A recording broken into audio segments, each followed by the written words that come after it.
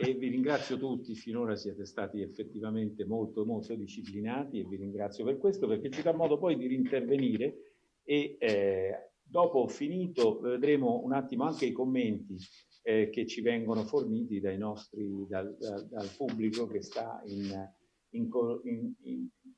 collegato con questa chat.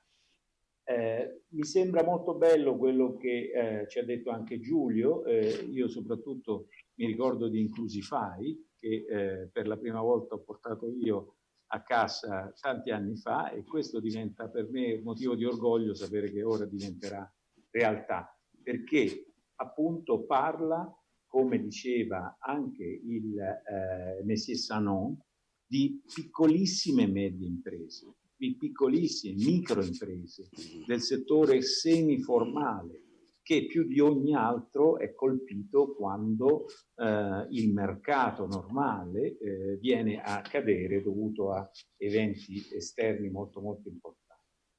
Ora mi piacerebbe quindi legare, come dicevo all'inizio, anche il tema delle rimesse dei migranti, cioè vedere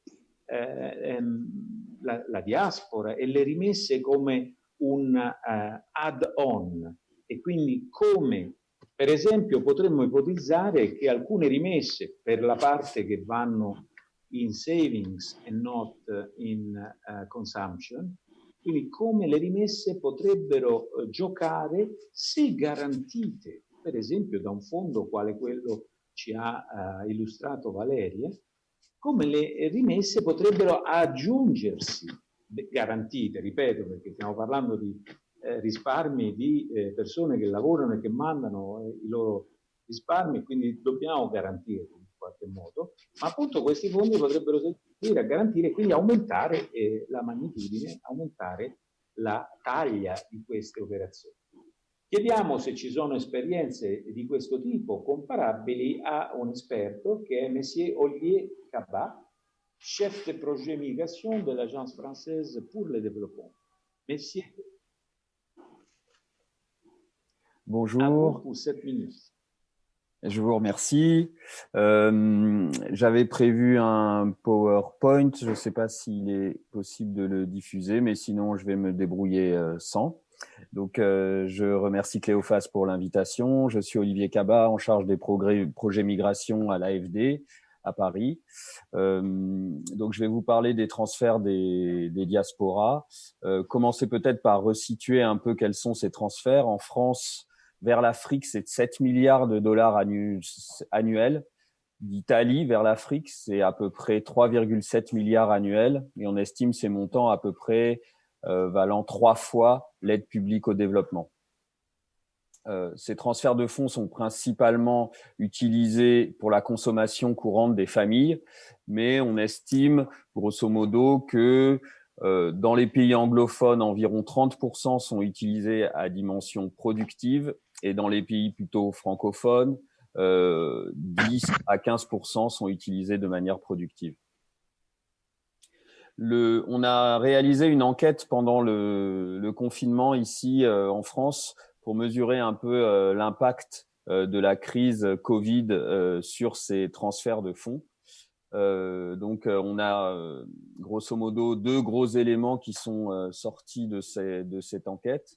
D'un, il y a une vraie volonté des diasporas de maintenir les niveaux de transfert en direction des familles, parce que dans 77% des cas, ces transferts représentent un besoin vital quasiment pour les familles.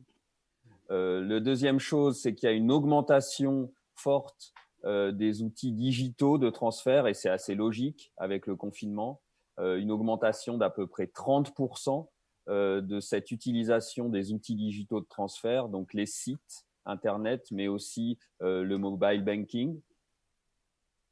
Donc, c'est un peu les 2 grosses tendances. On a observé, nous, sur la zone francophone de transfert, donc qui est principalement dirigée vers les pays d'Afrique du Nord, Maroc, Tunisie, mais aussi vers le Sénégal, le Mali. On a observé à peu près une baisse de 20% entre le premier semestre 2019 et le premier semestre 2020.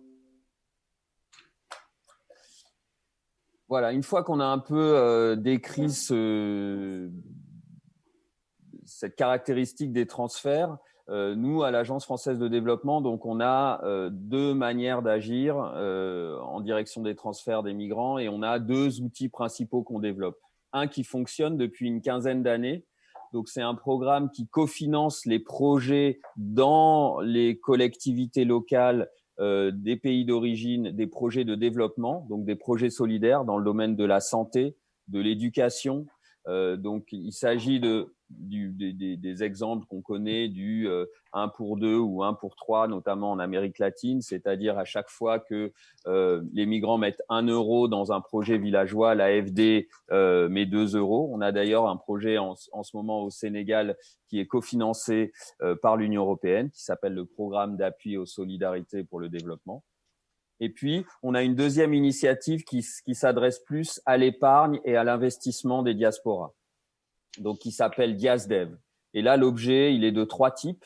Il est d'essayer d'augmenter le niveau d'information des diasporas de ces outils de transfert, d'épargne et d'investissement, et notamment les nouveaux outils qui apparaissent, les nouveaux outils FinTech sur le web.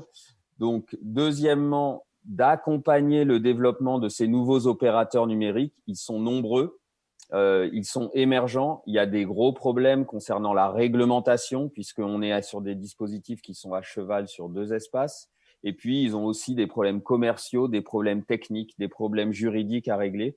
Donc, appuyer ces opérateurs du numérique qui émergent sur les questions de transfert, d'épargne et d'investissement des diasporas, et notamment des opérateurs qui sont eux-mêmes issus des diasporas. Donc ça, c'est le deuxième objectif de notre projet. Et le troisième objectif, c'est effectivement d'amener les institutions financières publiques à travailler plus avec les diasporas. Et c'est notamment à travers le forum des caisses des dépôts, dont la Caisse des dépôts française, la Caisse des dépôts italienne et puis les caisses des dépôts tunisiennes, marocaines, sénégalaises, qu'on vise donc à accompagner des nouveaux outils un peu publics qui connectent. On a parlé par exemple du livret sans frontières, donc des outils qui connectent l'épargne, l'investissement des diasporas avec le développement local. Je dirais que ce qui est important, c'est que dans les diasporas aujourd'hui, il y a toute une nouvelle génération des enfants des diasporas, des enfants de première, de deuxième génération qui ont aujourd'hui une vision différente un peu de ces envois d'argent. Autant les premières générations étaient là pour soutenir fortement les familles dans leur consommation quotidienne, autant les nouvelles générations aujourd'hui sont très, très ouvertes à l'entrepreneuriat, à l'investissement et à donner une dimension plus productive à ces transferts de fonds. Donc, le message un peu que l'on veut porter, c'est vraiment l'idée que